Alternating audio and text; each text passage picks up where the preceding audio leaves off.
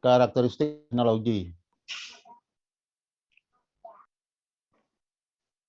Kemudian dalam karakteristik teknologi itu, yang pertama saya akan sampaikan tentang manajemen teknologi di bidang agribisnis atau bisnis agri. Di manajemen teknologi agribisnis.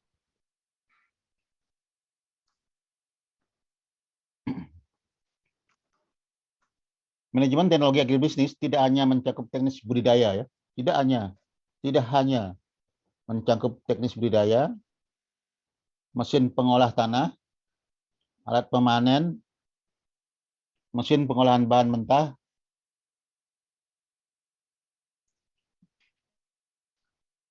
hasil agribisnis saja, melainkan juga meliputi pengetahuan mengenai pengelolaan semua aspek teknologi, ya, semua aspek teknologi untuk mengubah input menjadi output, ya, input atau masukan, input dalam hal ini seperti SDA, ya, sumber daya alam, barang jadi setengah jadi, komponen mesin, pendanaan, ya, menjadi output atau keluaran seperti produk akhir atau hasil samping, side product, termasuk ikutannya dan hasil tambahannya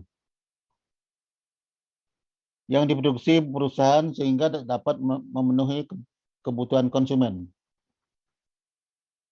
memaksimalkan keuntungan dan meminimalkan biaya. Inilah prinsip ekonomi, ya, memaksimalkan keuntungan dan meminimalkan biaya. Itulah yang gunanya manajemen teknologi ini, untuk memaksimalkan keuntungan dan meminimalkan biaya atau paling minimalkan cost, ya. Ini sudah saya sampaikan kerangka pikir manajemen teknologi terhadap proses transformasi input output, ya, dari input menjadi output.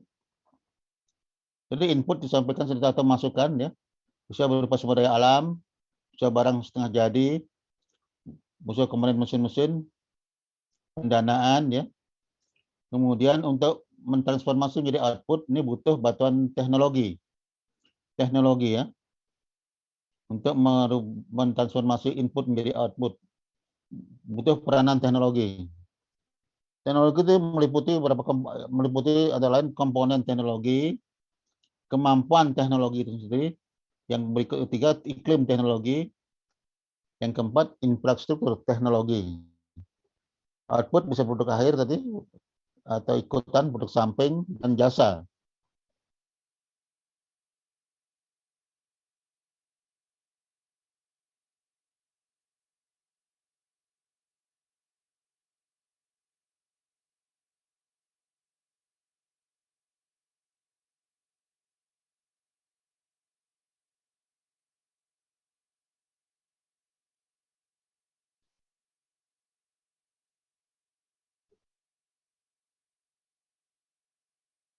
Ya.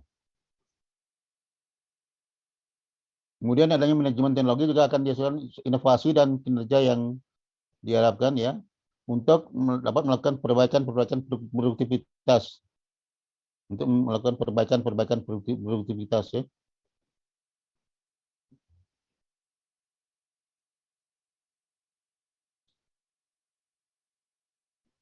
Setelah itu pertama komponen teknologi, ya. Komponen teknologi itu yang pertama atau ini adalah perangkat keras atau technoware, ya. Technoware atau perangkat kerasnya ini adalah fasilitas berwujud fisik, misalnya traktor, komputer, mesin pengolahan makanan dan minuman, mesin pendingin dan lain-lain, ya. Itu yang technoware. Kemudian technoware ini memperdayakan fisik manusia dan mengontrol kegiatan operasional transformasi. Yang kedua, humanware, perangkat manusianya. Humanware berwujud kemampuan manusia, misalnya keterampilan manusia, keahlian manusia, pengetahuan dan kreativitas manusia dalam mengelola ketika komponen lainnya. Humanware ini yang memberikan ide pemanfaatan sumber daya alam, teknologi untuk keperluan produksi. Jadi technoware perangkat kerasnya, humanware perangkat manusia ya. Yang berikutnya infoware perangkat informasi. Ini berwujud dokumentasi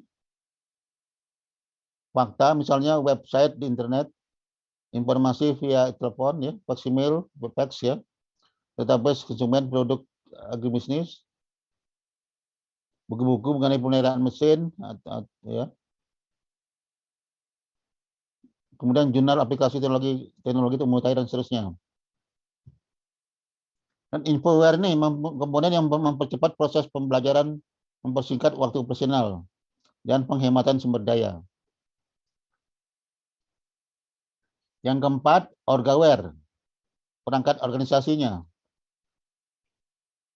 Ini berwujud keterangan kerja organisasi, misalnya struktur organisasi, fasilitas kerja, metode pendanaan, teknik negosiasi, jaringan kerja.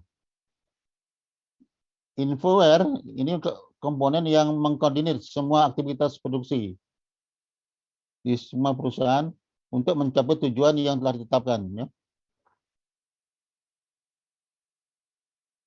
Nah, ini lingkaran yang disampaikan oleh Ramanathan tahun 94 ya. Skema komponen teknologi ya. Kita lihat ada technoware, humanware, lingkaran yang luar ya. Ini organware, ini lingkaran yang luar. Lingkaran yang di tengah adalah semuanya butuh infoware. Semua butuh infoware ya. Nah, misalnya di technoware butuh apa? Di humanware butuh infoware juga ya. Untuk apa? Ini humanware butuh informasi yang berhubungan dengan humanware. Kemudian informasi yang mendukung humanware. Sedangkan organware juga butuhkan informasi tentang modifikasi kerja, tentang evaluasi kerja, misalnya fasilitas kerja, organisasi kerja, konversi kerja, itu yang dibutuhkan informasi di infoware ini. Sedangkan untuk penware membutuhkan subsisten transformasi material atau bahan baku ya. Kemudian subsisten pengolahan informasi. Ya. Ini yang lingkaran di dalam infoware karena semua komponen membutuhkan peran infoware ya. Informasi ini diperlukan di mana-mana. Technoware-nya bagus tapi humanware-nya jelek, ini juga tidak akan berjalan dengan baik. Ini saling melengkapi semuanya. Semua harus berjalan dengan baik. Kalau salah satu tidak berjalan dengan baik, maka tidak akan berlangsung baik teknologi itu ya. Teknologi canggih tapi humanware-nya nggak canggih, juga tidak akan bisa dilaksanakan dengan baik. Mungkin juga hardware-nya nggak bagus, juga nggak akan terlaksana dengan baik ya. Semua nih saling memperkuat ya. Salah satu nggak ada, dia akan lemah ya. Semua harus kuat. Technoware kuat, humanware kuat, dan orgaware ini juga kuat ya. Ini yang disampaikan oleh Ramanathan ya tentang skema komponen teknologi.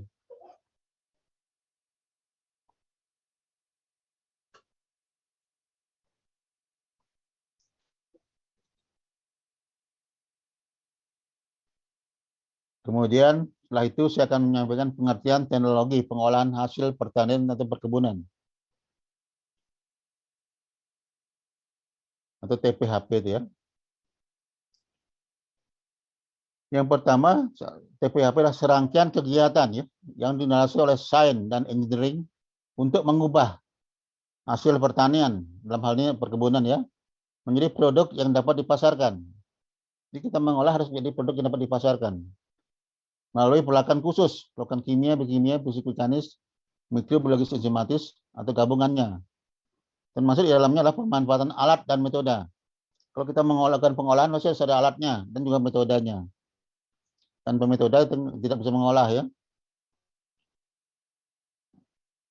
Mengolah itu kan merubah bentuk dari input menjadi output. Ini pengertian yang pertama. Pengertian yang kedua bisa juga sama aja.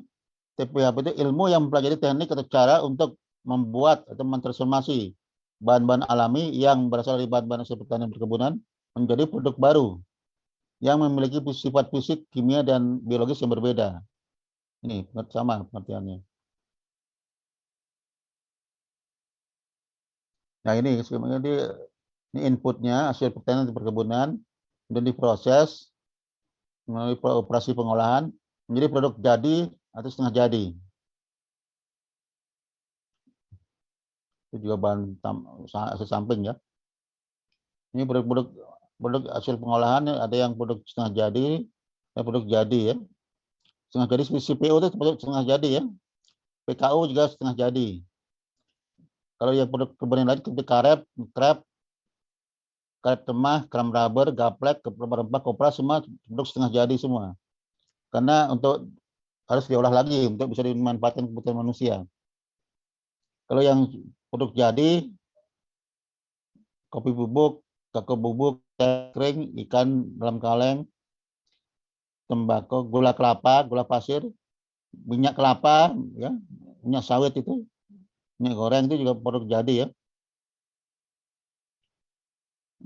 Walaupun bisa sebagai bahan baku untuk membuat biodiesel ya.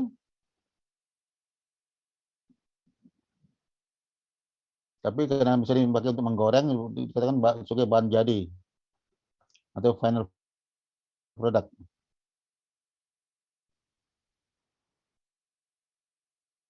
Ya ini kan seperti misalnya kernel ya, menjadi minyak kernel, PKU.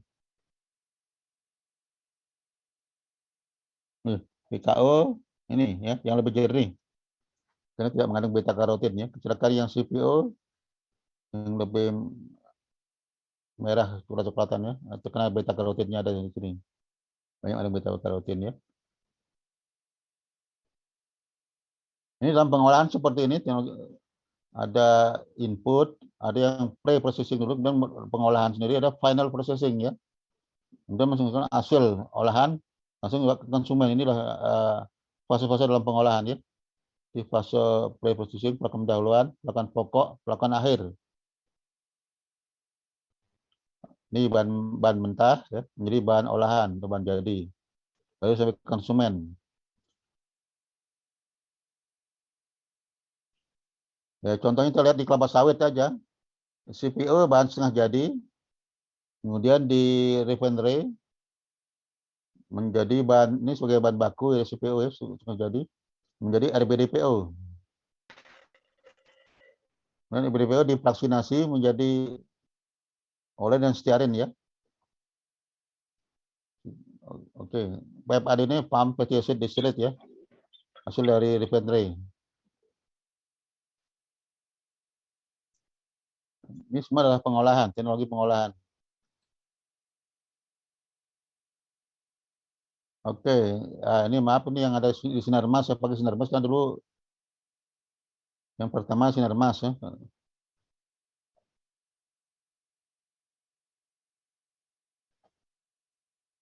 Yang mitra kerja Stipar kan yang pertama Astral Lestari, kemudian Sinarmas, ya, kemudian baru yang berikutnya sebetulnya BGA dan seterusnya mitra-mitra kerja kita. BGA, Post Resources, Ocean Agri, yang paling muda Wilmar memang. Sedangkan BGA termasuk juga mitra kerja yang tua juga, yang udah lama maksudnya. Ini kita memakai yang Sinarmas ya. Ini pabrik refinery yang ada di Belawan di Sinarmas ya. Kapasitasnya 2.500 ton per hari. 2.500 sampai 5.000 ton per hari CPO-nya yang diolah menjadi produk RBDPO dan Olen Stearin. Oke.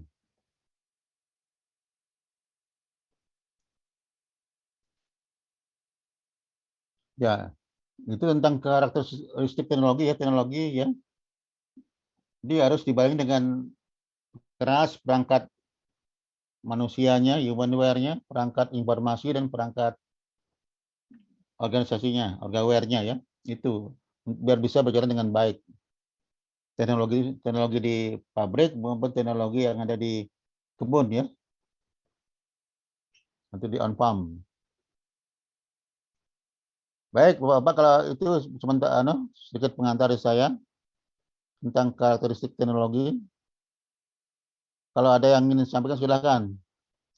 Saya berikan kesempatan ya.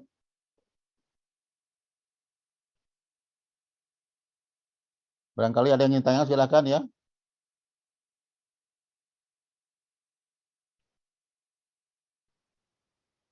Silakan. Halo ya. Ini 12 orang yang hadir.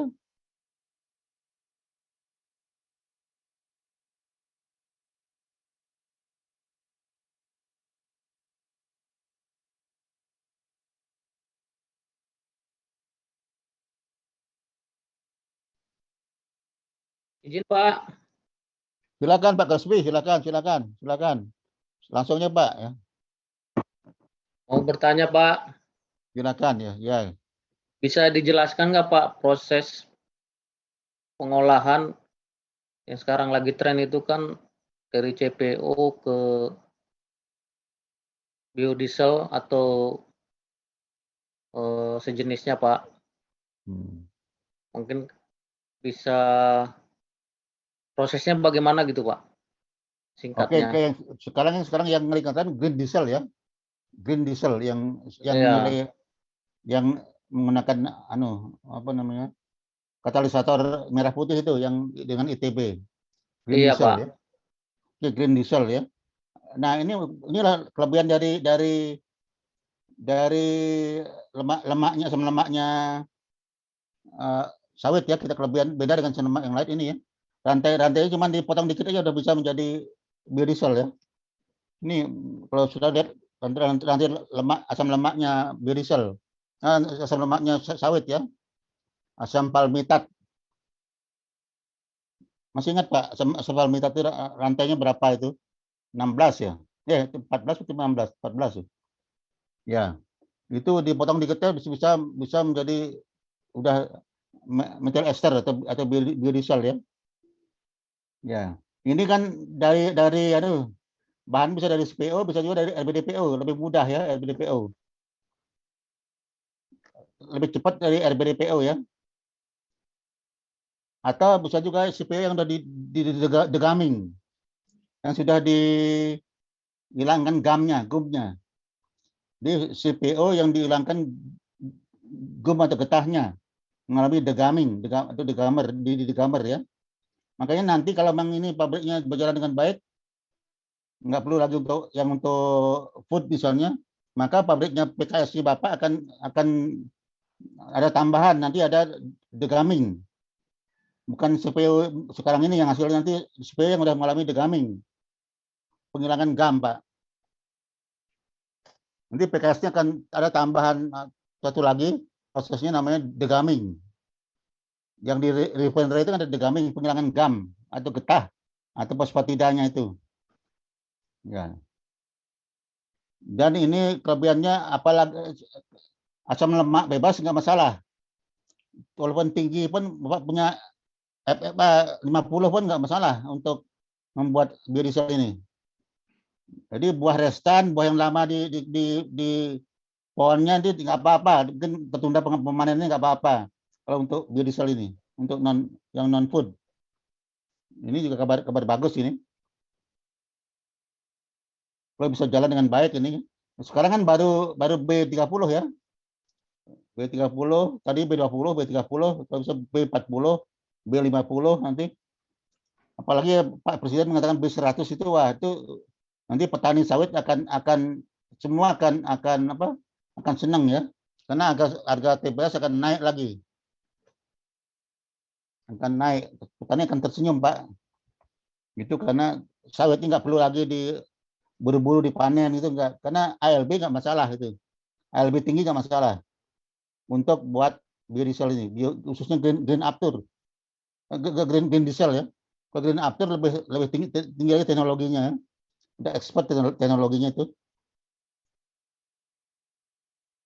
Sedangkan yang ini yang green diesel ini itu menggunakan katalisator untuk memotong rantai asam lemak asam asam palmitat itu. dari asam lemak sawit ya, dipotong itu untuk menghasilkan metil ester namanya, metil ester ya, yang sebagai komponen biodiesel, metil ester. Inilah kelebihan kita di sawitnya Indonesia atau di kelapa sawit ya. Ada asam lemak yang sedikit aja dipotong dikit menggunakan katalisator udah menjadi metil ester biodiesel ya, biodiesel. Sedangkan asam lemak yang lain tidak seperti itu. Kita bersyukur di negara kita punya sawit. Karena rantai asam lemaknya aja sedikit aja dipotong dikit menggunakan katalisator itu sudah berubah menjadi metil ester biodiesel ya. Ya. Jadi Bapak kalau kimianya kuat itu udah paham itu kimianya kuat. Kalau masih ingat kimianya, kimia atau biokimia ya. Dan informasi green diesel ini sebagai minyak apa namanya bahan bakar nabati yang nilai oktannya tinggi ya, di atas 100 bahkan. Ya, green diesel, green after, gasolin dan terusnya ya. Ini semua energi terbarukan semua nih. Ini masa depan yang cerah ini. Tapi problemnya nanti kalau sudah semua jadikan bahan bakar nabati, untuk food gimana, untuk makanan gimana, ini akan ada perebutan ya. Perlu ada regulasi yang mengatur mana yang untuk food, mana yang untuk non food ya. Ini problem yang harus dipecahkan juga. Ini salah satu menyebabkan minyak goreng juga naik kan, karena juga sebagian untuk bahan baku biodiesel itu kan pemerintah yang mengejar adanya B100 kan? Itu kan perlu juga bahan baku CPO.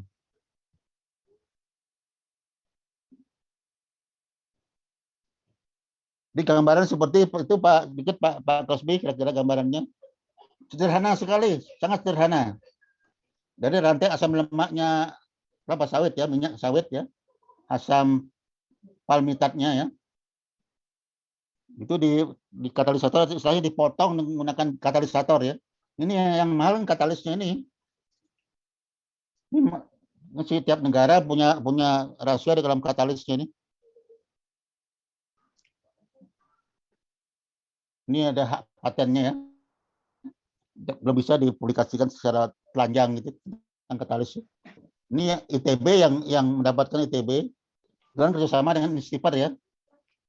Namanya katalisator merah putih karena yang menciptakan katalisatornya adalah bangsa kita sendiri, merah putih. Beberapa dari tim kita di Istighfar juga ikut di situ. Oke, itu Pak Kasbi.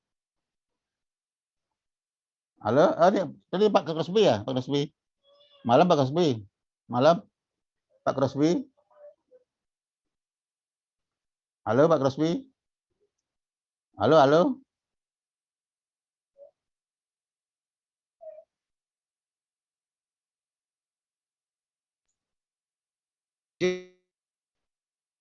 Halo Pak, silakan Pak, suaranya kok putus-putus ya?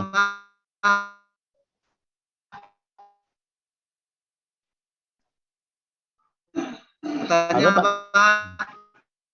Bertanya Pak.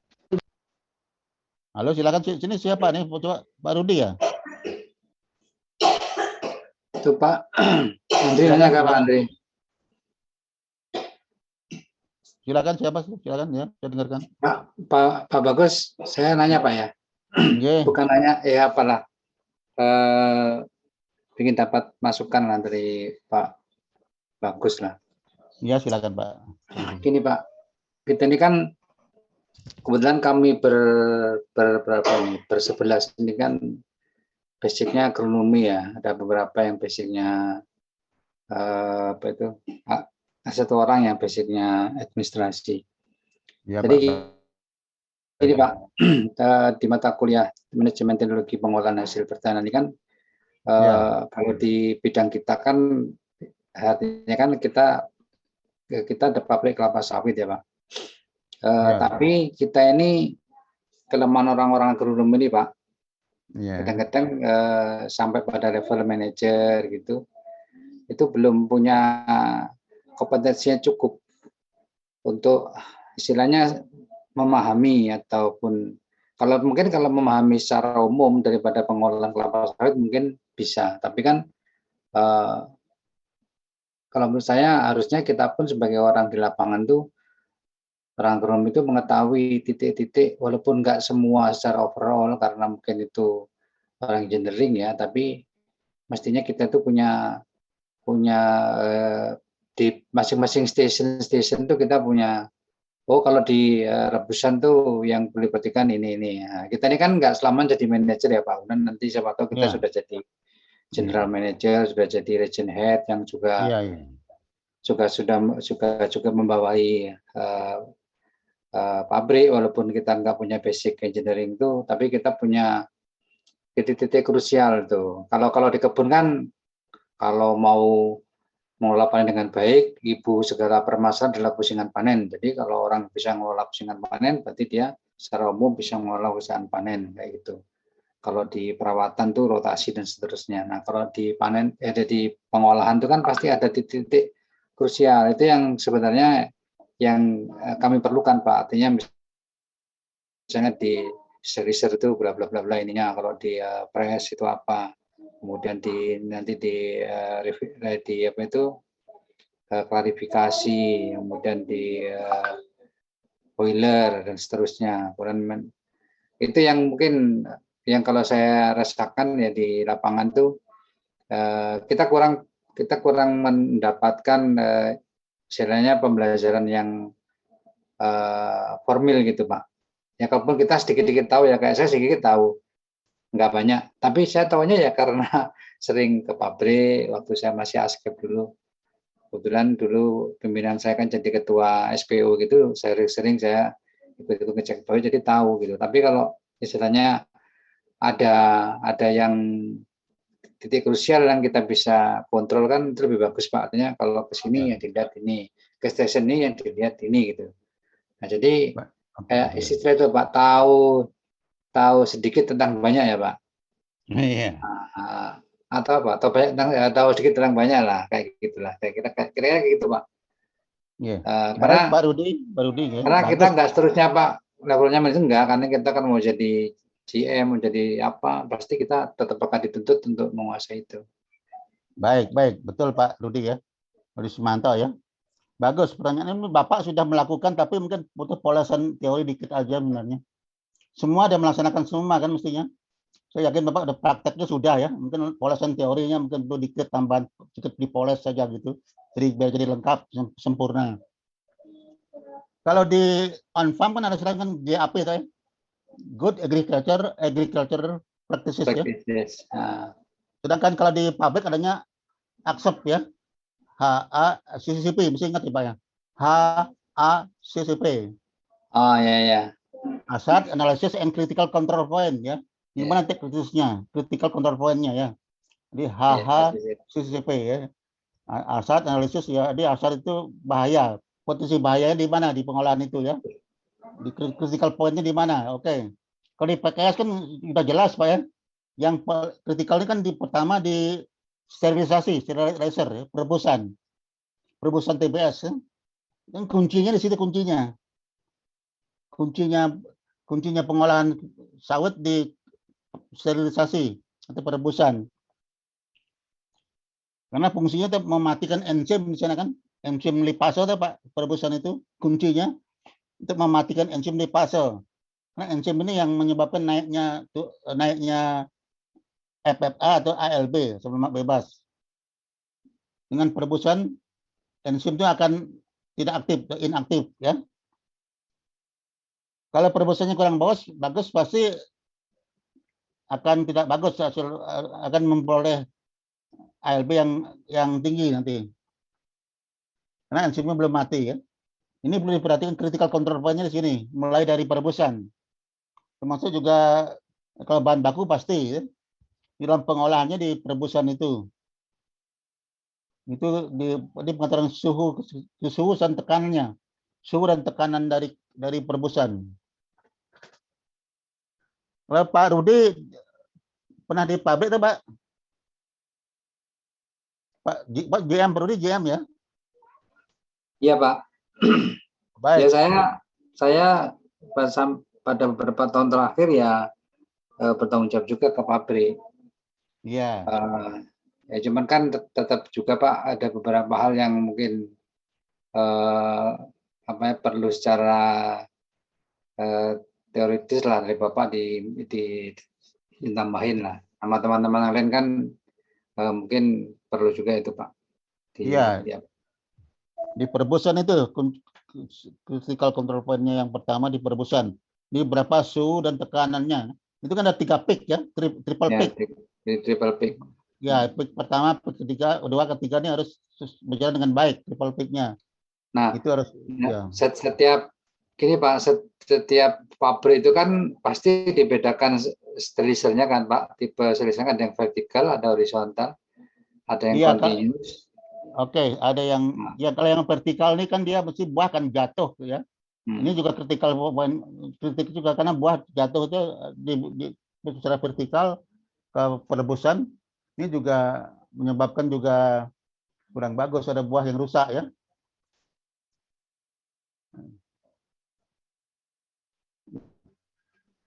Jadi kritikalnya di perebusan nih.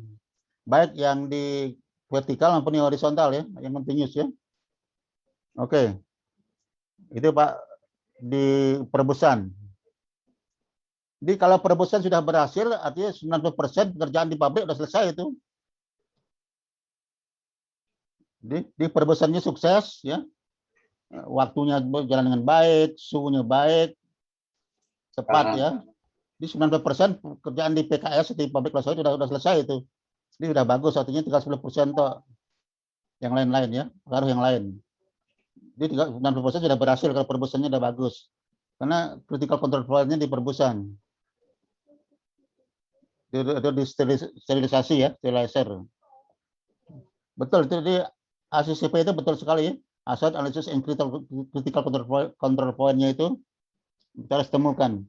Di masing-masing stasiun memang ada sih control point-nya, critical control point-nya ya. Di stasiun perebusan, stasiun press juga sama tekanannya juga. Kalau tekanan terlalu tinggi kan nutnya atau bijinya akan pecah. Sedangkan di pengepresan nut nggak boleh pecah, Pak. Nut atau biji nggak boleh pecah. Nah, tekanan itu penting sekali, tekanan di situ diperhatikan. Tekanan di screw press yang dipakai screw. Ya. Di paling tinggi di CCP-nya atau critical control point-nya adalah di perebusan atau sterilisasi ya, Pak. Gitu Pak Rudi, kira-kira yang bisa saya sampaikan untuk pabrik PKS ya.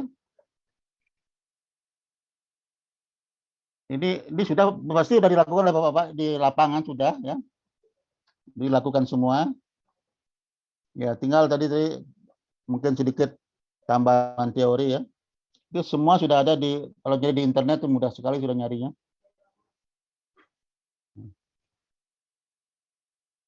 Mungkin ada pendapat lain Pak Rudi atau ya Bapak yang lain tentang critical control point-nya di mana lagi selain perebusan atau sterilisasi?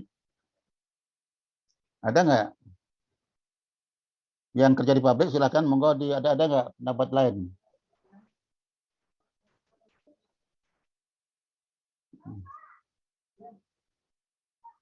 Kalau pengolahan TBS miris CPO kan semua orang sudah paham itu. Semua sudah paham. Kita belajar tentang manajemen teknologinya sini ya, tentang manajemen teknologinya. Pak, izin bertanya Pak. Silakan Pak Andriyadi, silakan ya. Pak, itu kan pengolahan dari sawit menjadi CPO kan ada jadi biodiesel. Kemudian yang untuk menjadi biogas itu gimana prosesnya Pak ya? Biogas kan itu gas metan kan? Ya, nanti yang jadi terakhir kan bisa jadi apa Pak? Untuk listrik Pak? Ya, gas metan kan energi, sama kayak kotoran sapi nggak bisa dipakai Pak. Karena dia fermentasi gas metan, bakteri metan, gas metanan. Metana capture ya, metan capture. Iya. Apakah ada bentukan atau apakah ada pabrik lain lagi nggak Pak untuk pembuatan biogas itu Pak? Seperti biodiesel Pak? Ya, ini ada kolam fermentasi ya. Kolam fermentasi anaerob ya untuk fermentasi bakteri metan. Itu mengeluarkan gas metan. Itu aja, kemudian dialirkan gasnya untuk boiler atau untuk penerangan ya. Ya itu hanya fermentasi bakteri metan ya. Mungkin Bapak juga sudah biasa itu membuat dari sampah-sampah, sampah rumah tangga juga bisa dipakai untuk gas metan ya. Apalagi kelapa sawit kan banyak juga limbah-limbah sawit ya, limbah padat, limbah cairnya. Itu bisa dipakai untuk Berarti Pak, dia bisa jadi biodiesel, habis itu dia juga bisa jadi biogas sekalian Pak? Atau apakah hanya bisa jadi biodiesel aja, kemudian biogas nggak bisa, atau bagaimana Pak? kalau biodiesel kan dari CPO-nya. Tadi kan sudah saya sampaikan pertanyaan dari Pak Crosby tadi ya, tentang biodiesel tadi, yang green diesel ya, green diesel sekarang ya, hanya biodiesel sangat sederhana biodiesel itu. Ya kan ini praktikum mahasiswa kalau yang diesel ya, yang agak sulit kan green diesel, Pak, itu dari CPO-nya atau dari RBDPO juga bisa. Kalau yang gas metan dari limbah padat, limbah cairnya bisa untuk gas metan, Pak, atau untuk biogas ya, gas bio, gas sudah oleh biologis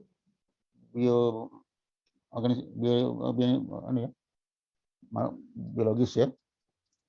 Berarti dia dari limbahnya ya Pak ya? Kalau biogas itu limbahnya, kalau biodiesel dari hasil CPO-nya Pak? CPO atau CPO bisa, minyak goreng bisa. Jadi minyak goreng juga bisa, Pak. Minyak jelantah itu bisa. Jadi kalau kita kan namanya perusahaan kan memberikan oriented ya Pak, keuntungan kan gitu Pak. Kira-kira yang kalau untungnya ini yang mana yang lebih banyak Pak? Jadikan biodiesel, jadikan minyak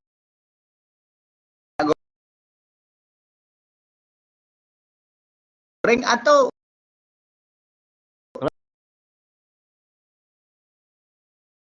gimana Pak?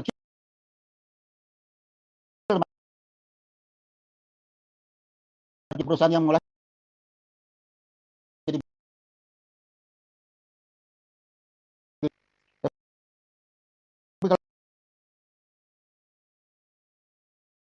ya.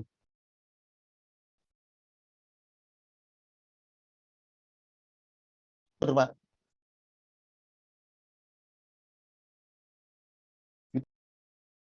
Itu saja memang bisa mengolah ya.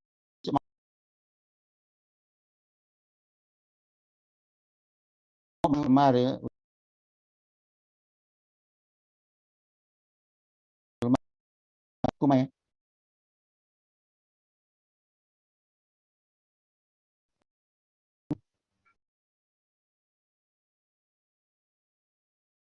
Jadi menjadikan lagi CPO yang sudah dihilangkan gamnya atau gumnya, getahnya, mengalami perlakuan degamming ya, melalui pabrik namanya degamer. Jadi pakai PKS Bapak nanti kalau memang itu sudah berlangsung banyak, akan ditambahkan dengan suatu tahap pengolahan. Itu CPO-nya dihasilkan kemudian masuk ke tahap penghilangan gum, namanya degamming ya. Setelah itu baru dibawa ke pabrik pengolahan biodiesel ya. Jadi perbedaannya itu Pak, pertama biogas dari limbahnya. Limbah sawit ada yang padat, ada yang cair ya. Itu yang bisa dipakai untuk biodiesel. Sama juga limbah-limbah yang lain, limbah sampah, limbah kotoran sapi juga sering dipakai untuk biogas ya. Biogas itu gas bio. Sedangkan untuk CPO untuk biodiesel ya, bisa dari CPO, bisa dari minyak goreng.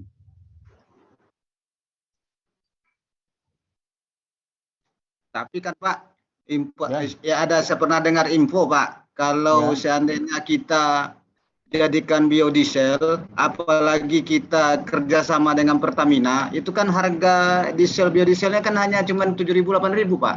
Sedangkan kalau CPO kita kurang, seandainya kita kontrak, CPO kita kurang nih Pak, kita kontrak dengan Pertamina lah contohnya, kita buat biodiesel, CPO kita kurang, arti kata kan kita beli CPO Pak, terakhir kan perusahaan merasa merugi Pak, CPO dibeli lebih dari 15.000, sedangkan nanti dijadikan biodiesel dijual cuma 8.000 Pak ke Pertamina, kan gitu Pak. Makanya itu kan sudah marginnya kecil sekali kalau diesel ya. Dia green diesel yang mahal, green diesel, green after Pak. Ini Biasanya kalau Wilmar kan yang dipakai sendiri. Boleh kalau ada kerjasama, oke, silakan nanti kan. Biasanya memang Pertamina kan pasti dia nggak pernah rugi, pasti dia untung tak dia. Dia hitung untungnya udah itu. Di biaya itu dihitung juga dengan keuntungan juga dia hitung itu. Biaya prosesnya dia hitung sudah dengan keuntungan. Itu yang Pertamina itu kayak itulah. Kita juga mau kerjasama dengan Pertamina untuk yang green diesel ini juga itu pertimbangannya. Pertamina kalau CPO turun naik dia tetap untung gitu loh. Itu yang agak tidak setuju saya dengan Pertamina ya. Mungkin bisa dibicarakan nanti di dalam kerjasama itu. Harusnya win-win solution ya, win-win solution. Sama-sama untung harusnya. Ini kan yang Ya, Pak. katalisator yang diboleh oleh ITB ini kan kerjasama kita, Instiper, ITB, ya itu menemukan katalisator merah putih itu. Ya itu. Oke, Sama Pak. adanya Pak Sabto itu juga sering Instiper ya. Apalagi Pak, silakan Pak Andri ya. Izin bertanya, Pak. Silakan Pak Rudi. Yadi, Pak. Pak Yadi. Pak Andri Yadi silakan ya. Pak Yadi Yadi, Pak. Pak Yadi Agusna ya. Agusna, Pak. Silakan Pak Yadi. Pak, kita tahu kan di bisnis kelapa sawit ini kan jadi produk utamanya bermula daripada tandan buah segar nih. Iya. Tandan buah segar ini kan ada inti sawit, ada mesoscrap, juga tidak kita pungkiri juga tidak kita lewati itu adalah tankos, janjang kosong, tandan kosong sawit. Kalau inti sawit jelas Pak, itu bisa ke produk pangan seperti margarin, minyak makan, susu kan. Terus kemudian kalau mesocrap, dagingnya itu kan seperti biodiesel, CPO lah, CPO, biodiesel, pelumas dan lain-lain, Pak. Nah, saya tanyakan sekarang di tankosnya ini, Pak. Tandan kosong ini setahu saya kan bisa jadi pulp and paper ya, Pak ya. Bisa. Seperti di kalau nggak salah saya itu Sinarmas lah yang konsen di situ, Pak. Pulp and paper. Nah, itu kan kalau dari produk kelapa sawit sendiri, itu kan 18 sampai 20% lah Pak, dia dari jadi tankos.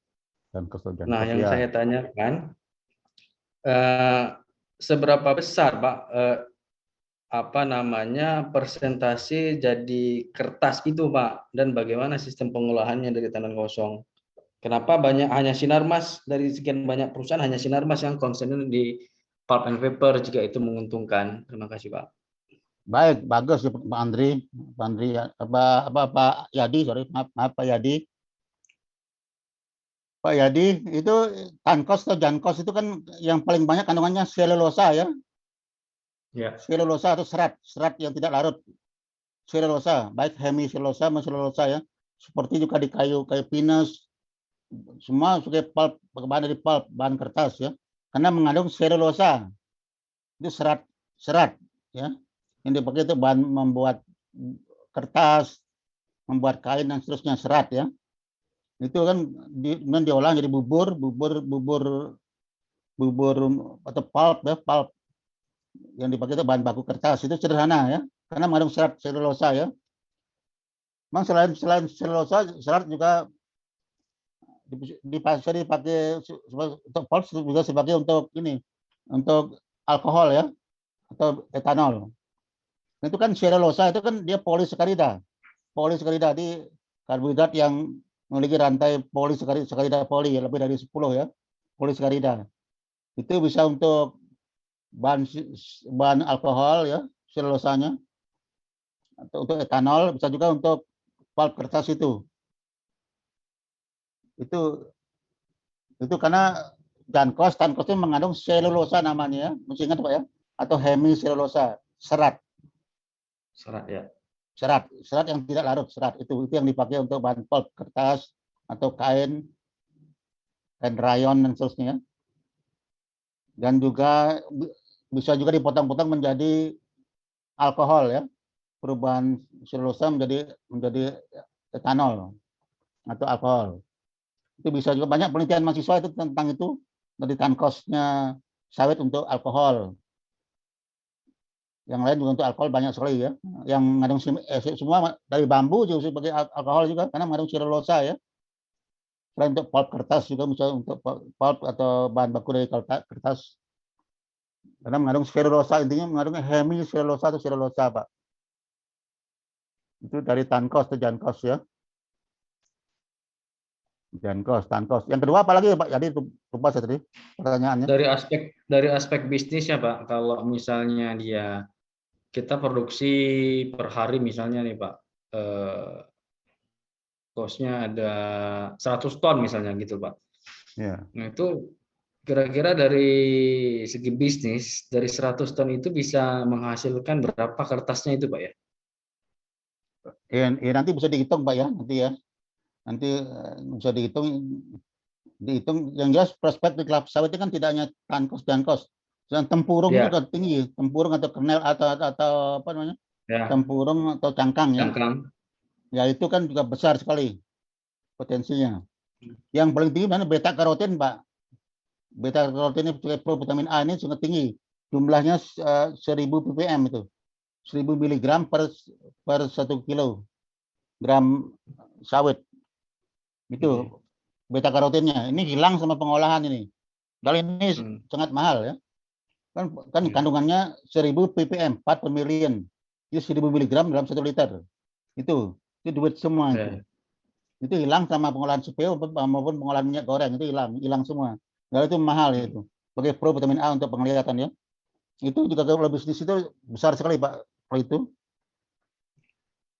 bayangkan produksi kita sawit kan sekarang hampir 46 juta ton CPO ya. Per tahun ya, itu ya. Katakan aja kalau mungkin kalau 30 aja udah 30 kali, kalau per kilonya atau per liternya 1000 miligram. Itu berapa miligram beta karotin ya. Ini banyak peluang yang besar sebenarnya. Tidak hanya kalau jankos pun kecil ya Pak ya, karena itu limbah ya. Selama ini dipakai untuk media pertumbuhan jamur atau pupuk ya. Pupuk ya itu. Ya makanya sekarang kalau di perkebunan jangkos itu tentang untuk pupuk, Pak, pupuk organik. Jadi belum konsen ke situ. Iya, semua bisa dipakai. Sekarang butuh teknologi, butuh investasi modal ya. Ya. Mungkin kalau yang menguntungkan yang beta karotin ini, seperti di Malaysia dia sebagian besar yang red palm oil, minyak sawit merah nih. Minyak sawit merah. Ya, jadi Malaysia itu sangat nge-trendy ya. Kalau kita kan belum ini.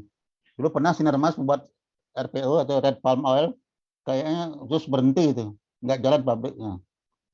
Karena ibu-ibu di Indonesia nggak suka minyak gorengnya merah, sukanya yang bening, yang jernih ya, yang jernih. Ya itu. Kalau di Malaysia perdana menterinya ikut promosi red palm oil ini. Saya waktu ke MPO Malaysian Board ya, MPOP di Malaysian Board Palm Oil ya. Itu juga kan banyak di sana anunya. Termasuk Siem Derby juga banyak RPO-nya. Memang harganya hampir 2 kali lipat dari minyak goreng ya. Lebih mahal. Dulu apalagi sekarang lebih mahal lagi mungkin. Jadi prospeknya banyak ya. Kalau Bapak tentang tankos itu memang kecil ini anunya. Mungkin marginnya kecil ya. Oh ya, margin kecil masih kalau ya kecil ya. Walaupun memang perspektif ekonomis juga. Tapi yang paling menguntungkan sekarang mungkin di beta karotinnya ini. Kalau tempurung juga menguntungkan ya. Karena sekarang sulit jadi tempurung. Banyak perusahaan-perusahaan udah kontrak dengan perusahaan asing ya. Saya kemarin ke Astra Lestari, misalnya ada teman yang pesan ribuan ton cangkang. Nggak ada yang bisa memenuhi. Karena mereka ada kontrak dengan perusahaan-perusahaan asing. Cangkangnya ya. Sulit nyari cangkang atau tempurung itu sulit ya. Kan dimanfaatkan macam-macam untuk mengisi jok mobil banyak. nilai ekonomis sawit itu memang sangat primadona memang. Semuanya bisa dipakai. Nggak ada yang nggak dipakai. Semuanya ya. Di kernelnya pasti gitu. Memang minyak kernelnya secara asam lemaknya lebih bagus dibandingkan CPO. PKO dengan CPO lebih bagus CPO ya. Secara asam lemak. Asam lemaknya. Lebih lengkap di PKO ya. Di kernel. Baik, itu tambahan saya Pak Yadi. Oke Pak, makasih Pak. Ya. Silakan yang lain, silakan Pak.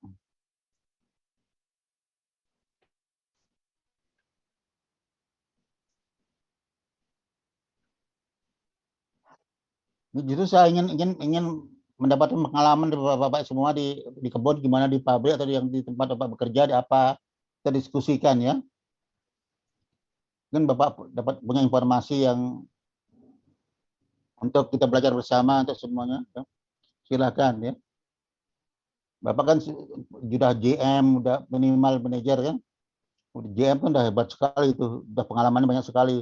Mungkin bisa bercerita apa yang perlu tadi Pak Rudi sudah menyampaikan tentang critical control point tadi sudah ya. Oke itu. Mungkin yang lain silakan.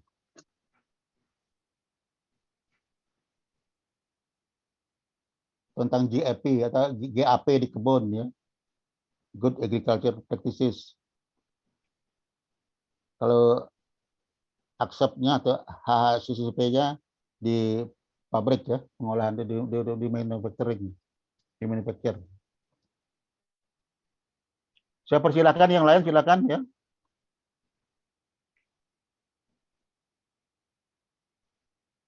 Ini Pak Martin belum ada ya? Yang mau presentasi? Mas Kuni ya? Pak Mas Kuni ya? Sorry. Nggak masuk kayaknya Pak Mas Kuni ini.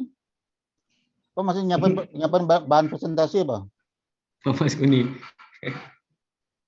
Ada. Ini di daftarnya nggak ada nih. Kayaknya Susah sinyal Pak. Sultan Ya. masuk, Pak. Sultan masuk. Jelek Diganti sinyal Pak. Pak. Diganti Pak Yadi mungkin presentasi mungkin siapa Yadi? Siapa yang boleh bersiap? Ini dapat nilai, selain dapat poin dan nilai dari saya ya. Bapak udah nabung nilai nih. Nah, itu Jadi Pak kalau ujiannya jelek nanti kan bisa dapat nilai udah ini sebagai nilai tambahan udah tabungan nilai ya. Kemarin Pak Aditya Erlambang udah dapat nilai, nanti kalau ujiannya mungkin kurang bisa dipakai tambahan. Kalau udah ujian juga bagus tambah lagi dengan ini kan nilai sangat bagus nanti. Sama dengan presentasi sangat bagus. Ini maksud saya untuk selain kita mendapatkan pengalaman, kita dapat nilai juga gitu ya. Untuk tambahan nilai. Silakan siapapun yang sudah siap, silakan ya. Presentasinya 5 lembar, nggak apa-apa, 5 slide boleh. Kita diskusi aja pengalaman yang pernah dilakukan di tempat bekerja ya, tentang manajemen teknologi ya. Atau yang lain silakan. Jadi khususnya berkaitan dengan manajemen teknologi. Silakan siapa yang mau presentasi? Pak Marwan Siregar? Iya. Halo Pak Marwan. Pak Marwan. Ini masih di mute ya? Ya Pak, hilang-hilang timbul Pak ininya, sinyalnya agak lemah. Maka tadi sempat keluar masuk lagi. Kalau dihidupkan visinya lemah sinyalnya Pak. Keluar masuk itu. Iya Pak. Kok bisa gitu keluar masuknya? Apa listriknya mati Sinyalnya Pak, sinyal. hidup nyala gitu ya? Ya Pak, bentar sudah mati lagi, tadi masuk lagi. Ini sama kan hidup nyala ya? Ini kan sama aja, hidup dengan nyala sama ya? Hidup nyala sama. Iya, hidup nyala bukan sama aja itu. Nah, nggak sadar kalian. iya. Hidup nyala ya. Sama hidup nyala itu. Ya. Sama dengan keluar masuk itu timbul tenggelam ya. Memangnya Pak Marwan di mana posisinya? Di ini Pak, di estate Pak, di estate. Ini Pak ini juga di estate tadi Pak Krosby di estate juga masih.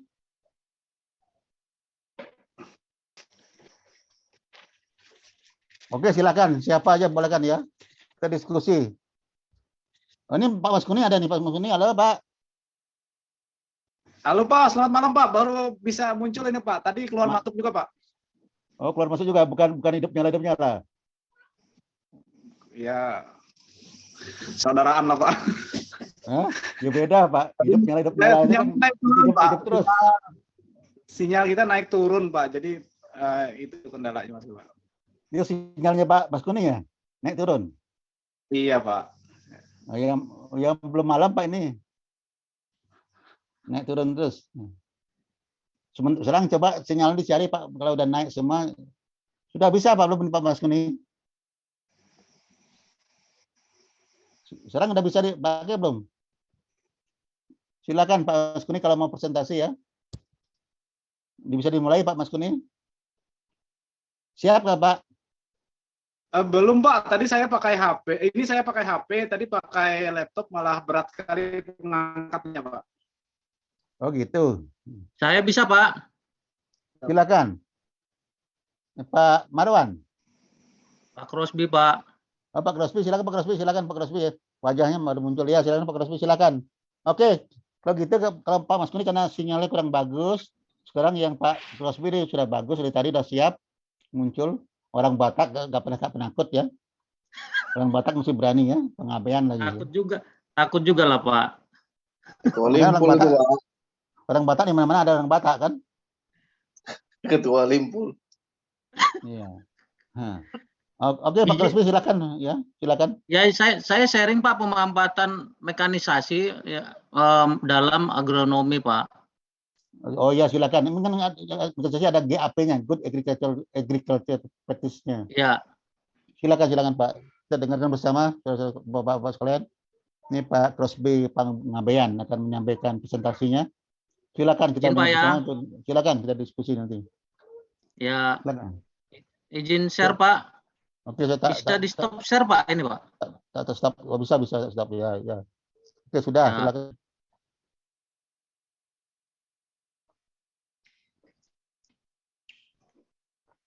Kelihatan Pak? Belum ya? Sudah. Belum Pak. Kalau saya sudah kelihatan kalau saya. Ini mekanisasi. Udah, Pak. Kalau saya sudah. Oke. Mekanisasi dan panen ya. Ya, silakan. Jadi ini saya buat Pak mekanisasi pupuk dan panen. Jadi memanfaatkan mekanisasi pupuk dan juga sebagai ancak pupuk, sebagai ancak panen Pak untuk perkebunan kelapa sawit Pak. Ini di Kutai Barat. Kebetulan saya waktu itu ditugaskan di Kutai Barat Pak. Ya, oke, ya. Nah ini dia Pak latar belakangnya, awalnya produktivitas rendah di sana karena kurus ya. Kayaknya nggak ganti Pak Krosby.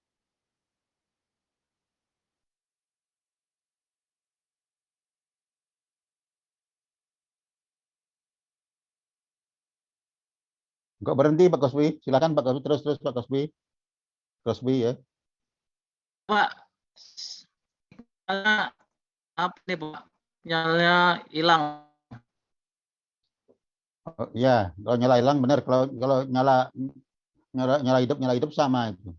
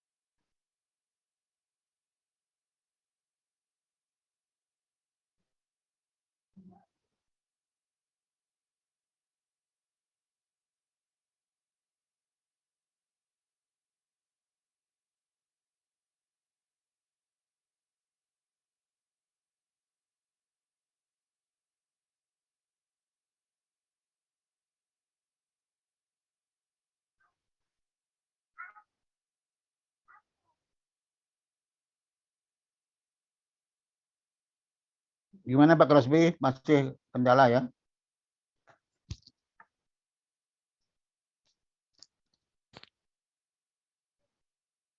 Masih kendala sinyal Pak Crosby?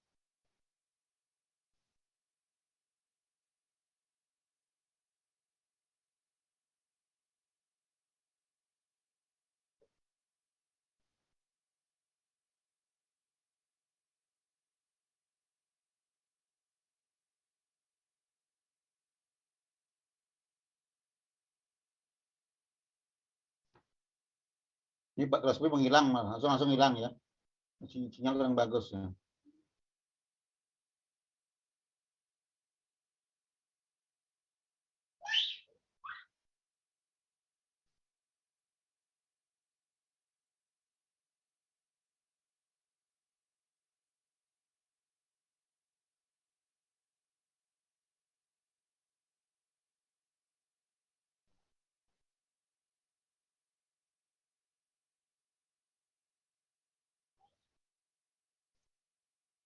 Halo, gimana Pak Crosby? Ada problem belum bisa ya di atas sini?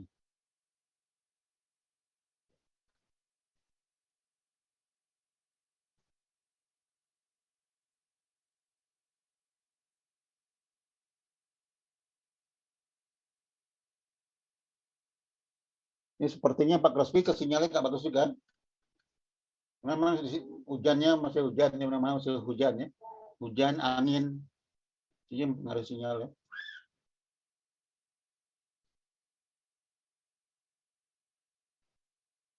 Sambil menunggu Pak Crosby, Pak Aditya ada yang sampaikan Pak Aditya.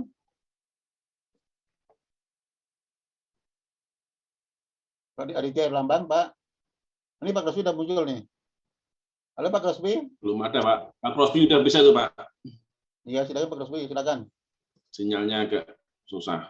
Ya memang ya, ini problem sinyal. Nah semua pakai kan, seluruh Indonesia pakai, seluruh dunia pakai sinyal sekarang. Udah bisa tuh Pak Crosby. Bisa itu.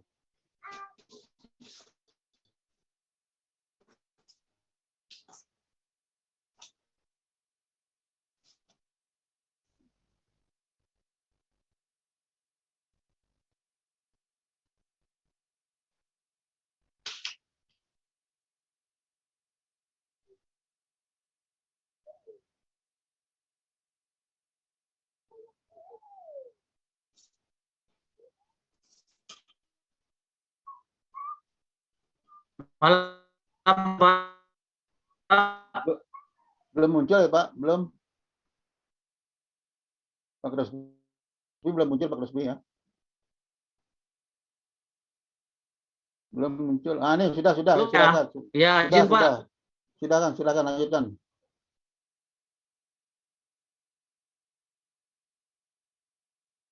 Silakan Pak Crosby lanjutkan, silakan ya.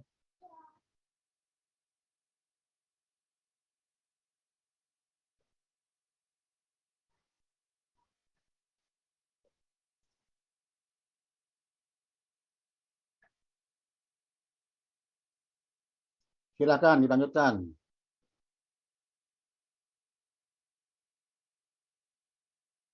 Iya Pak, bentar Pak. Ini ya. Mana tadi ya? Udah muncul Pak? Sudah muncul, sudah bagus sekali. Seperti yang bikin tuh.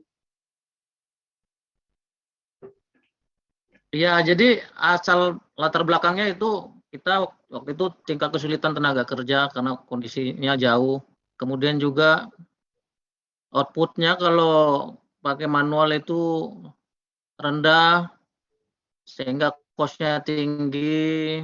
Kita juga antisipasi upah rata-rata tahunan yang setiap tahun naik. Kemudian hasil kerja juga tidak tuntas karena memakai manual. Kalau pupuk itu kontrolnya lebih sulit dan kok masih tinggi Pak. Ya. Nah ini dia latar belakangnya lah Pak ini. Mungkin bisa kita terapkan juga nanti di tempat kita yang di Kalbar. Nah ini kemudian juga ujung-ujungnya turnover karyawan tinggi karena pendapatannya rendah dan kenyamanan bekerjanya berkurang. Nah ini dia Pak. Jadi perlunya adanya continuous improvement. Dalam hal itu kita perbaiki infrastrukturnya, kemudian cara kerjanya, unit mekanisasinya. Ini jadi yang saya sebut dengan aset. Nah ini dulu Pak. Nah ini kita awali dengan perbaikan infrastrukturnya Pak. Jadi areal di sana berbukit, jadi kita buat ini terasan itu menghubung ke jalan ya, semua terasan menghubung ke jalan supaya nanti alat mekanisasi seperti. Kemudian areal kita juga aksesnya Pak untuk mempermudah pupuk alat mekanisasi tadi.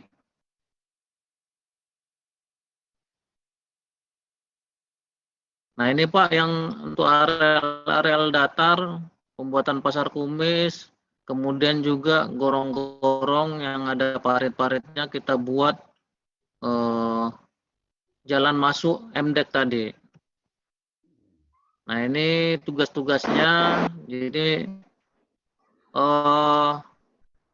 perhitungan ini di 1 MDEC itu Pak, berapa hektar dia.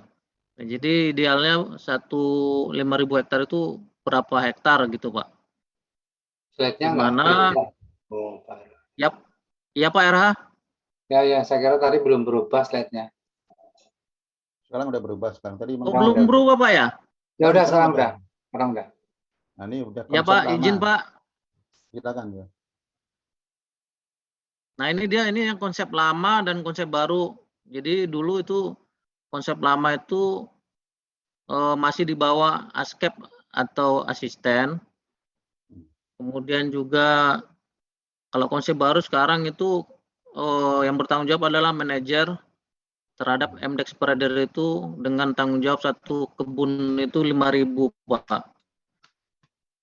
5.000 satu asisten ya? Itu ada perhitungannya untuk 5.000 hektar itu berapa MDEC spreader yang dibutuhkan. Dong masih sistem tabur secara manual, nanti ke depannya kita memakai MDEC spreader dengan jumlah satu tim itu 3 orang operator dan 2 orang tukang muat. Nah ini dia Pak, output kerjanya dia 5-6 ton per tim per hari.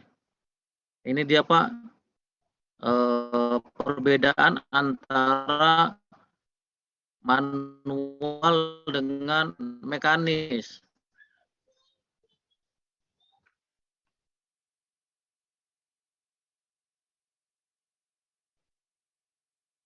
Ya.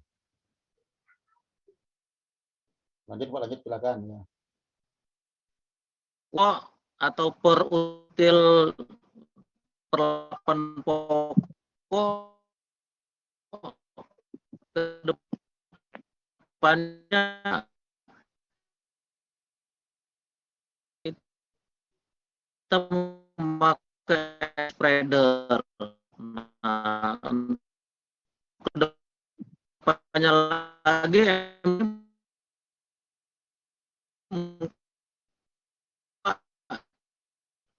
mungkin menjadi gunakan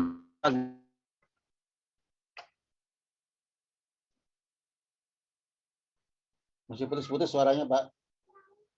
Putus-putus suaranya Pak Crosby ya.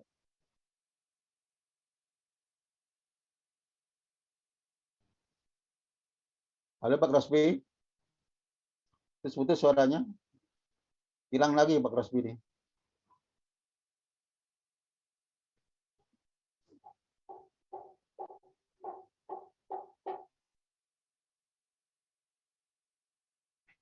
Halo? Silakan Bapak yang mendengar ya, yang sudah menyimak tadi presentasinya Pak Crosby bisa ya berkomentar ya. Silakan. Itu saya melihat yang manual dengan yang baru lebih menguntungkan yang baru ya. Jadi kan kalau yang manual bisa 500 kg per HK itu satu ya. Sedangkan kalau yang menggunakan yang baru bisa sampai 6 ton per hari ya. Itu sangat menguntungkan sekali menggunakan spreader. Iya nggak kira gitu nggak Pak? Lebih menguntungkan menggunakan spreader ya. Iya Pak. Yang paham ya. Jadi dari yang disampaikan oleh Pak Rosby tadi kita melihat bahwa yang baru menggunakan alat pemupuk yang baru ya, spreader itu bisa 6 ton per hari kerja per hari. Itu tinggi sekali ya untuk taburnya. Sehingga lebih efisien, lebih menguntungkan menggunakan yang baru. Jadi teknoware-nya lebih bagus, teknoware-nya lebih bagus ya. Jadi manajemen teknologi dari komponen teknologi itu teknoware-nya. Di yang baru lebih menguntungkan dibandingkan yang lama secara manual hanya bisa 500 kg per hari dibandingkan dengan 6 ton per hari kalau menggunakan yang baru.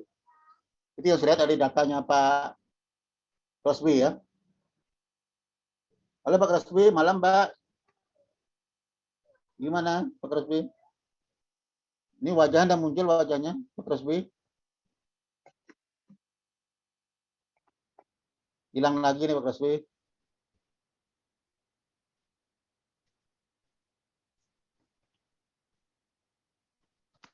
Baik Oke, Pak. Pak Marwan kan minggu yang lalu nggak muncul ya. Kelihatan nggak Pak? Nggak kelihatan. Mekanisasi ini Pak. Ya. Mungkin saya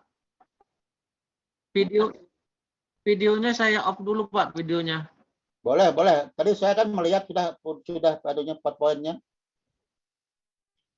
Dari Pak Rosby tentang yang baru dan yang lama. Ya. Itu Bapak punya spreader berapa, Pak? Iya, Pak. Bapak Rosby punya spreader berapa? Spreadernya? Berapa biji, Pak, spreadernya? Pak Rosby, halo? Ya, Pak. Pak Rosby punya spreader untuk pemupukan itu berapa banyak punyanya? Ya, sebenarnya kalau untuk 5.000 hektar butuh 2 itu, Pak. Butuh 2 ya? Ya, berarti kan jadi technoware dengan humanware-nya sudah mencukupi itu. Ya. Apa yang dapat simpulkan di sana dari tadi dari menggunakan yang alat yang baru dengan yang lama tanpa alat spreader yang manual.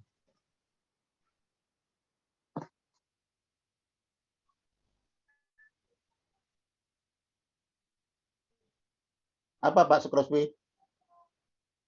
Sepertiganya Pak dia Pak.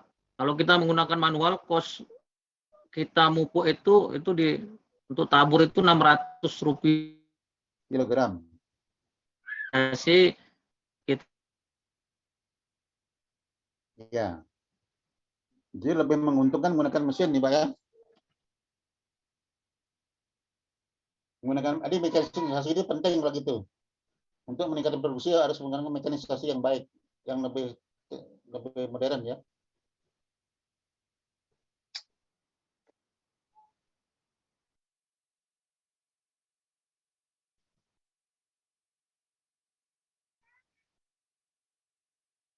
Jadi mekanisasi di dalam pemupukan ya.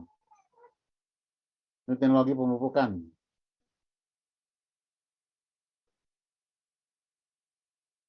Ini kayaknya putus-putus ya suaranya. Silakan Bapak yang lain, silakan ada komentarnya.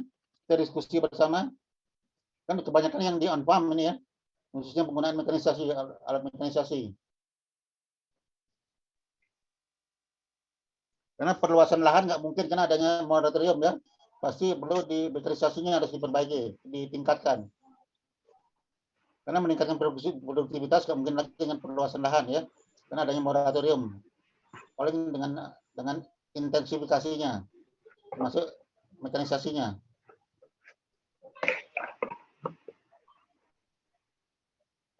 Silakan. Ada yang komentar nggak? Untuk meningkatkan produktivitas kan bisa dengan cara meningkatkan luas lahan ya.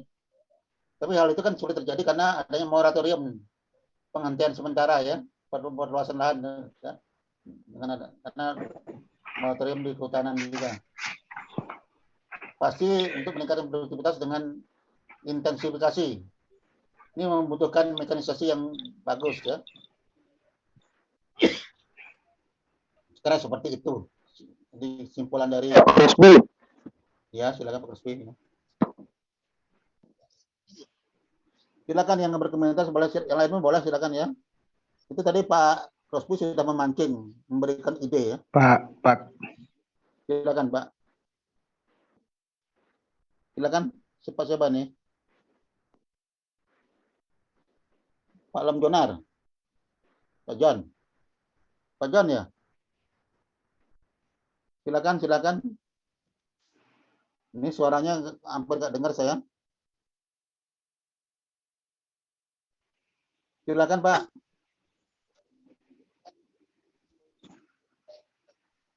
Tadi sampaikan Pak Rudi, bukan besar teman-teman yang di on farm ya, yang di kebunnya. Silakan.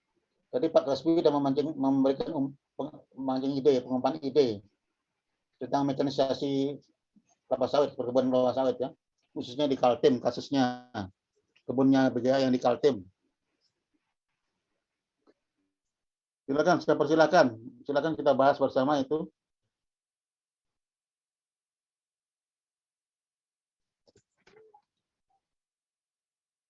Silakan saya bacakan ini Pak Asnab Sitepu.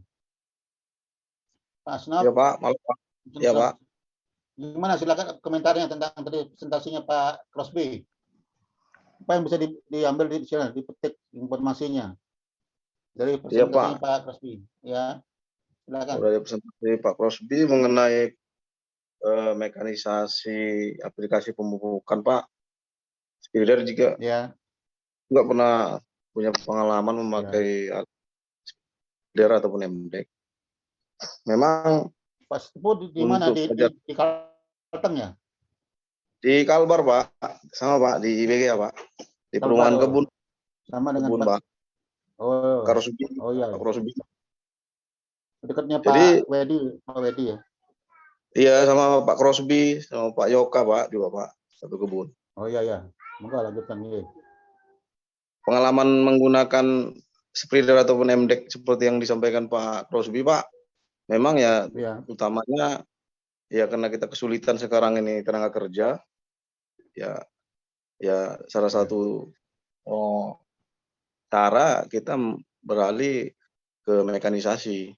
Nah, kemudian sudah terbukti memang kalau pakai spreader ataupun MDEC ini outputnya kayak tadi kan manual itu 400 sampai 500. Ini tadi biasa sampai 1,5 sampai 2 ton dia kalau dibagi. Satu tim kan 3 orang tadi Pak. Oh 3 orang ya, oh ya. Iya, karena satu operator, 2 yang muat ke atas. Gitu. Jadi kan kalau dia 6 ton tadi sekitar 2 ton Pak. Oke. Dan itu udah 3 kali lipat Pak. Itu satu dari sisi outputnya Pak. Kemudian dengan menggunakan mekanisasi ini kita bisa, yang pernah saya waktu dulu di Kalteng lah, di kebun yang lama dulu Pak. Iya. Bisa di satu divisi luasan 600 hektar atau 500 hektar itu 3 hari selesai dengan 2 MDEC. Nah, 3 hari 2 sampai 3 hari Pak. Dengan 2 MDEC. Nah, makanya disampaikan Pak Crosby tadi 5.000 hektar 2 alat spreader sudah pas, segitulah rasionya Pak. Kemudian mungkin di satu sisi selain pemupukan, saya juga pernah pengalaman di pengangkutan buah pengganti angkong, alat mengeluarkan buah Pak. Jadi di mekanisasi ini sebenarnya pengalaman mekanisasi ini supaya sukses ya dari segi infrastruktur dulu yang Pak disampaikan Pak Rusbi tadi, infrastrukturnya memang harus benar-benar kita persiapkan Pak, aksesnya. Karena contoh kayak spreader tadi kan pakai John Deere tuh Pak. Kalau rata-rata kok di kebun pasti ada parit segala macam, itu hal yang utama infrastruktur dipersiapkan, kalau nggak nanti kendala juga, dan bisa juga menyebabkan satu hari itu bisa gagal pemupukan. Itu yang pertama, infrastruktur. Kemudian di manajemen apa Pak, suku cadang Pak. Nah, manajemen suku cadang ini sangat penting. Jadi ini ada hubungannya dengan orang traksi ataupun mekanik. Nah, jadi di dua hal ini yang saya perhatikan ketika bergelut di mekanisasi Pak, di manajemen suku cadang. Kalau tidak bagus manajemen suku cadangnya, nah ini yang bisa nanti ujung-ujungnya gagal mekanisasi, balik lagi ke manual, karena ketika rusak alatnya nggak ada. Bahkan kalau kadang-kala memang areal kebun kita ini jauh di ujung-ujung dari kota kan. Nah, kalau saya perhatikan itu Pak, ada sisi baiknya, sisi buruknya kalau kita di manajemen suku cadang tidak bagus, nah ini bisa fatal juga Pak. Nah itu Pak pengalaman pernah saya mekanisasi dengan aplikasi pupuk, begitu juga pengganti angkong itu yang namanya kemarin Inada, mesin Inada. Jadi di dua itu Pak, infrastruktur, supaya infrastruktur benar-benar disiapkan, infrastruktur pasar pikul, titik panen segala macam sudah baik. Kemudian suku cadang Pak. Nah, kalau yang lainnya kan bisa dipelajari cara kerjanya. Setuju ya. Ya. Setuju Pak. Mungkin itu Pak, mungkin bisa pengalaman. Terima kasih Pak Setepu ya, bagus ya. Mungkin yang lain ada lagi nggak? Yang lain silakan. Yang lain selain Pak Setepu, mungkin ada yang berkomentar ya. Saya persilakan. Baik Pak, malam Pak. Malam Pak Mas Kuni, silakan Mas Kuni, silakan. Ini yang saya siapkan ini kayaknya kebetulan sama juga dengan Pak Crosby. Saya siapkan sekitar 5 slide itu Pak. Oke, yang ini memperkaya, silakan nanti memperkaya Pak. Ya, memperkaya, silakan ya. Silakan Pak. Maupun mekanisasi panen Pak. Ya. Cuman dari Pak Crosby kebagian suaranya aja Pak, 70% kebagian suara. Ya memang kendala sinyal Pak ya. Ya. Kita melihat sinyalnya, melihat slide itu ya. Mungkin mudah-mudahan pertemuan berikutnya saya akan sampaikan Pak slide yang sudah saya siapkan, walaupun sudah disampaikan Pak Crosby, nanti tetap akan saya sampaikan paling nggak untuk menambah keragaman ini kita Pak ya, diskusi kita. Ya, baik. Ya betul Pak. Nanti ke depan Pak Mas Turi jangan lupa ya Pak ya. Nanti masuk lebih awal biar nggak terganggu sinyal. Iya Pak, siap Pak. Ya. Memang mekanisasi di dalam perkebunan kelapa sawit sih sebuah keharusan Pak ya, karena kondisi yang kita hadapi ke depan persaingan tenaga kerja itu semakin hari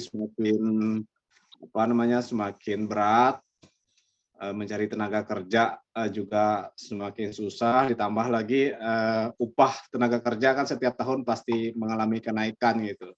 Ya. Jadi mekanisasi itu memang sebuah keharusan yang harus dilakukan oleh perusahaan-perusahaan perkebunan.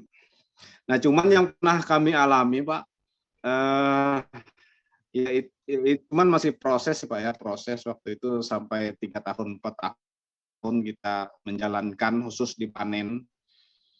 Jadi pertama kerusakan infrastruktur di dalam blok Pak, kayak pasar pikul itu kan menjadi membentuk parit dan lain sebagainya karena alat yang masuk kan muatan berat dan ban yang digunakan kan ban yang radial besar itu Pak. Jadi ada kerusakan di situ, ada secara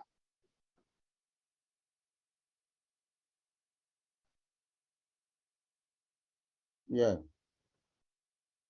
Ya Pak, silakan.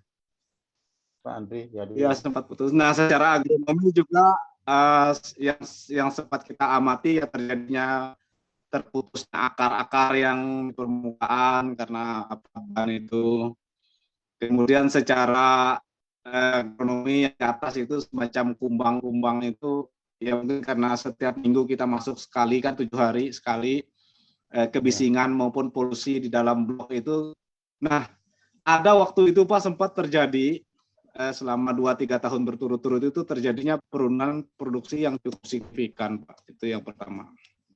artinya efek negatifnya ya. Yang kedua, terjadinya penurunan rendemen, Pak. Terjadinya penurunan. Ya Pak, silakan ya. Halo ya, silakan Pak, lanjutkan Pak.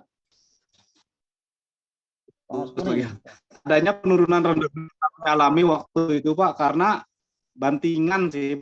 Kalau sebelumnya, kalau manual kayak panen kan kita dari piringan, kita cuma diangkat pelan-pelan ditaruh ke angkong gitu kan, nanti di angkong ditumpahkan ke TPH.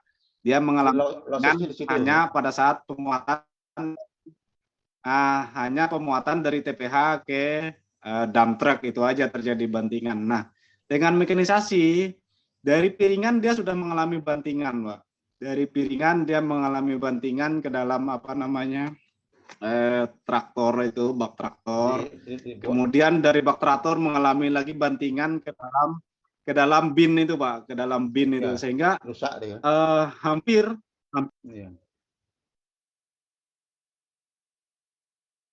Ya, memang banyak yang rusak berarti sudah ya.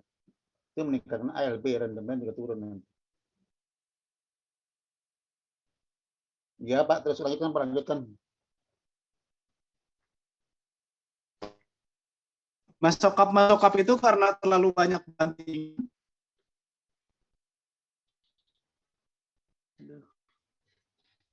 Nasib. Lalu kayaknya sinyalnya ini udah, Pak. Iya, memang betul Pak. Saya udah dengar. Itu aja sih Pak pengalaman. Iya, oke Pak, dipanen ya. Baik, itu tadi oleh Pak Sitepu juga sampaikan sudah memang penerapan mekanisasi ini suatu keharusan ya. Suatu keharusan ya.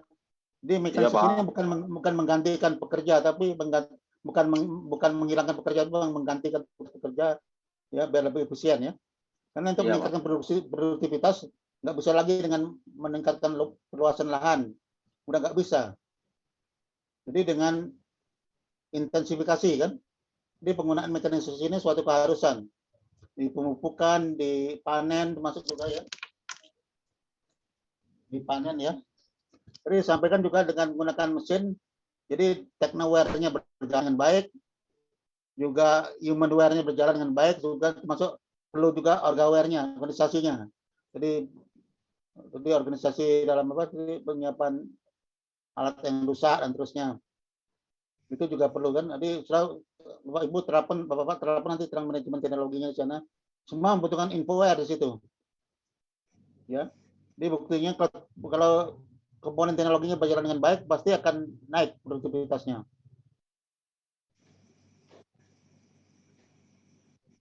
Demikian baik di pemupukan maupun yang dipanen ya. Memang panen itu buah nggak boleh ada yang rusak ya. Rusak karena dibanting atau karena luka, karena dodos itu nggak boleh. Itu akan meningkatkan kadar FFA-nya untuk ALB-nya, asam lemak bebasnya ya. Buah rusak, buah jatuh, pecah itu karena banting kan, karena dibanting-banting, baik dibanting ke dump truck, itu dibanting dengan pada waktu dari kebun dari angkong ke tempat lain ya, dibanting dan seterusnya. Itu juga akan merusak atau meningkatkan kadar FFA-nya dan juga pengaruh kadar rendemen, dan rendemen juga akan menurun, banyak lossesnya. Jadi manajemen teknologi di bidang pemupukan dan juga di panen juga itu bisa diterapkan dengan baik ya. Seperti yang saya sampaikan tadi kan, ada yang perangkat kerasnya, technoware-nya, ada juga perangkat manusianya, humanware-nya, ada juga perangkat organisasinya, orgaware-nya. Semua harus berjalan dengan baik. Dan terakhir infoware-nya, informasinya, itu harus berjalan dengan baik ya. Ada komponen teknologi ya, hardware atau hardware ya. Kemudian ada humanware, orgaware, dan infoware ya. Itu diingat itu. Kalau itu berjalan dengan baik pasti akan bagus hasilnya. Itu tadi dibuktikan oleh Pak Sitepu tadi, sampaikan oleh Pak Kosbi yang di Kaltim, menggunakan itu semuanya. Alatnya bagus ya. Kemudian humanware-nya juga bagus. Hanya yang belum bagus ya orgaware-nya ya. Perangkat organisasinya belum bagus. Itu perlu ditingkatkan lagi. Nah, semua saling berkaitan itu. Dan tadi infoware juga harus bagus untuk menghasilkan produktivitas yang bagus, yang tinggi. Oke, nanti tadi Pak Mas Juni tadi menyampaikan banyak informasi tentang panen ya. Sayang memang sinyal kita terkendalakan sinyal ya. Ini kan juga Pak Crosby ya. Pak Crosby, halo. Pak Crosby. Ya Pak. Ya Pak. Gimana? Ya sudah ya. Jadi sementara nggak apa-apa segitu dulu ya. Iya Pak, siap Pak.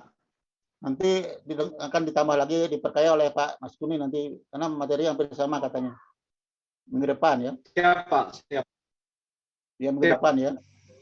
Minggu depan nanti Pak Mas Juni berkaya nanti diskusi lagi nanti. Kita semua syarat semuanya. Jadi seperti Pak Sitepu tadi, Sinop Sitepu ya, banyak informasi menyampaikan sudah bagus itu. Yang di Kalbar seperti apa ya. Tadi kasus yang di Kaltim ke Pak Crosby. Ya. Oke. Mungkin tempat lain berbeda ya. Yang penting memang mekanisasi ini harus untuk lebih efisien meningkatkan produktivitas.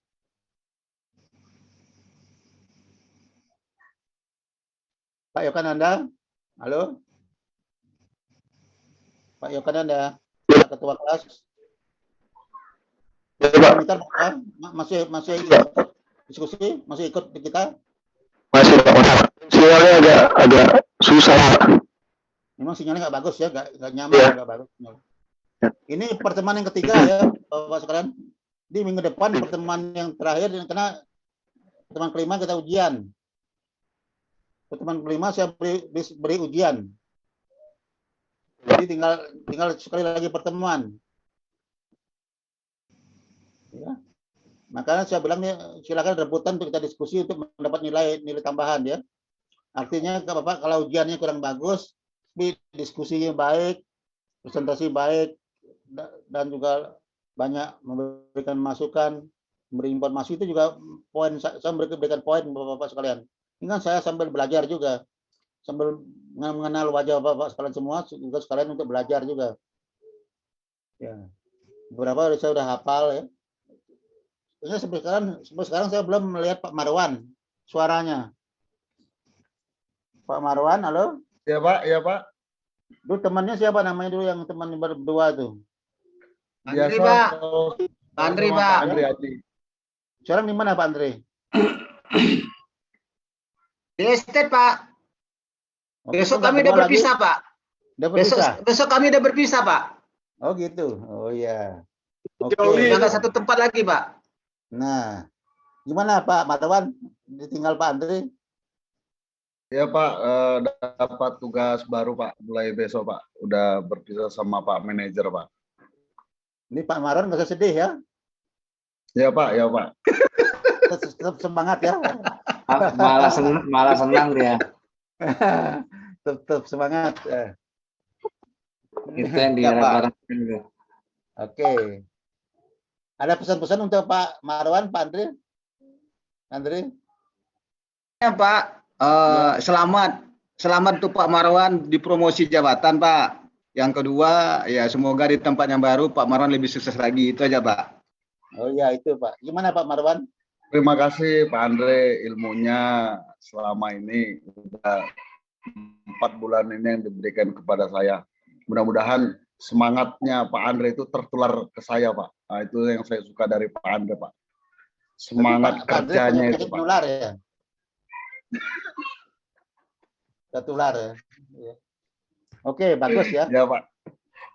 Biar semakin pintar ya. Iya Pak. Yang penting ularnya jangan dibawa Pak. Apa yang dibawa ularnya? Punya ular emang. Ular, ya kalau Pak Andri nggak pernah ngular Pak. Iya. Yang pernah menular Pak, menularkan aja Pak. Ngular nggak Pak? Oh, menularkan ini yang bahaya menularkan ini. Menularkan ilmu Pak. Oh ilmu ya. Kalau ilmu bagus. Kalau yang lain menular nggak bagus itu. Tapi kalau yang ilmu menular bagus ya. Saya kira baik Pak, minggu depan kami ini lagi Pak untuk presentasinya Pak. Karena hari ini sinyalnya agak buruk Pak. Silakan nanti bergantian siapapun nanti ke depan itu pertemuan terakhir ya. Baik Pak, baik Pak. Terus pertemuan kelima Saya dari 5 ujian.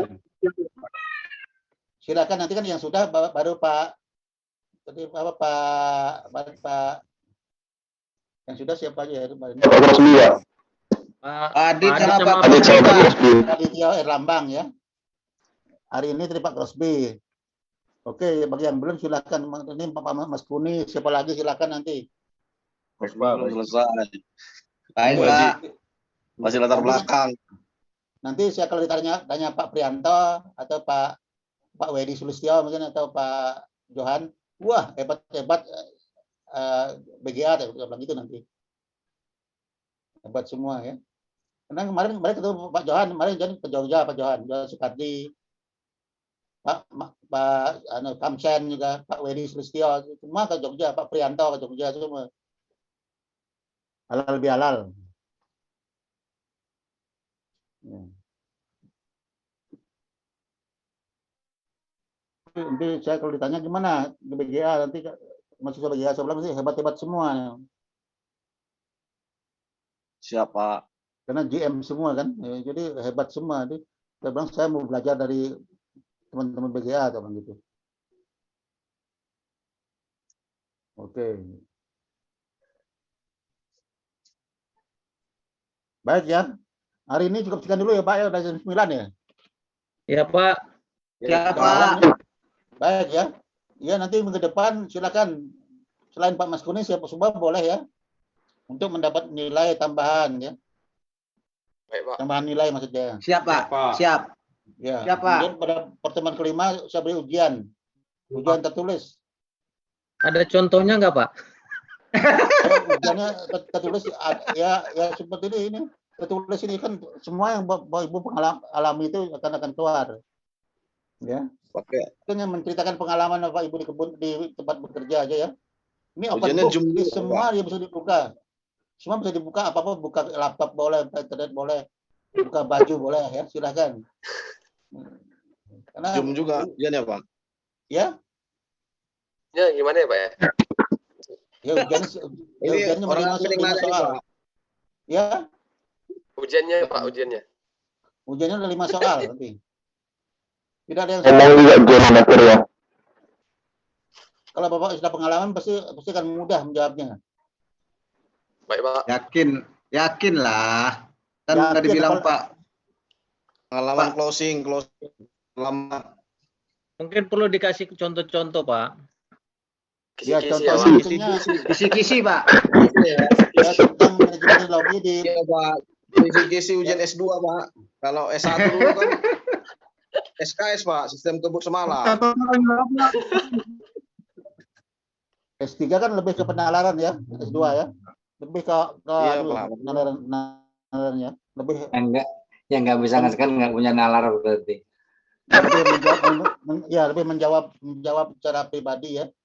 Jadi kalau yang nyontek kelihatan banget tuh. Ya sedapatnya Nular sendiri aja ya. Tidak ada yang sulit ya, tinggal menceritakan aja apa yang Bapak Ibu mengalami. Misalnya penerapan manajemen teknologi di lingkungan Bapak bekerja itu seperti apa. Tadi seperti komunikasi tadi, itu aja ceritakan. Ya. Penerapannya seperti apa ya? Tentang manajemen teknologi perkebunan. Mudah Pak, mudah, yakin Bapak kan sudah GM. Tidak harus GM ya. Orang yang baru kerja ya udah pasti ngerti, apalagi yang sudah GM. Itu di luar kepala itu pasti. Setara, Ci. Iya. Ada di kepala lebih. Kan kepala di luar ya. Iya. Ya pasti Bapak hebat-hebat semua. Ya. Hebat semua. Ya. Kau ceritakanlah kemampuan Bapak. Saya yakin Bapak sebenarnya mampu semua. Karena hebat-hebat semua. Siap, Jadi kan dari ya. Oke. Baik ya. Selamat malam Bapak saudara semua. Terima kasih atas perhatiannya. Salam untuk keluarga semuanya ya. Ya. Malam Pak. Malam, Pak. Malam, Pak. Sehat selalu, Pak. Amin, amin ya. Terima kasih. Sama-sama ya. Baik, Pak. Sehat-sehat, Pak. Sehat selalu Pak. Amin, sama-sama Pak ya. Oke. Silakan ya, kalau ada mau keluar boleh silakan. Oh, ya.